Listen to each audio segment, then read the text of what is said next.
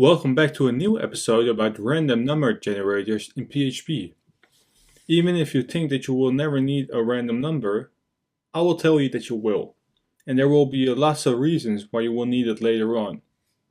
So PHP has a function for which it's pretty easy to use. And right now I want to focus on that specific function, which is called rand. We can either supply no parameters or 2 parameters. So let's see what will happen if we generate a random number with no parameter. So let's say that we want to echo out rand and refresh the browser. And you can see that the output is a pretty long number. And if we keep refreshing the browser, the number will change. Well, there's a reason why the number is so long. Because it will generate a number between 0 and the maximum number.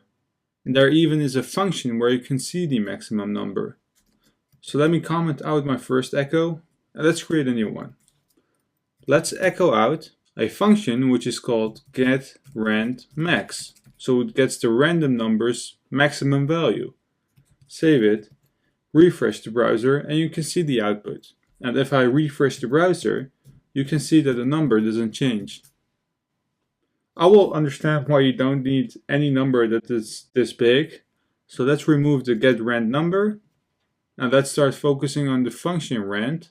And let's generate a random number in between two specific values. So inside our parentheses, let's add parameters. You can either add them as integers or variables. So let's start with the integers. So you need to specify a minimum and a maximum. So let's say that the minimum is 1, comma, and the maximum is 10. Let's save it, refresh the browser, and you can see that the output is a smaller number. And let's refresh it a couple times, and you can see that the number is in between 1 and 10. And what we can do is replace min and max with two variables. So let's create min, which is equal to 1, and max, which is equal to 10.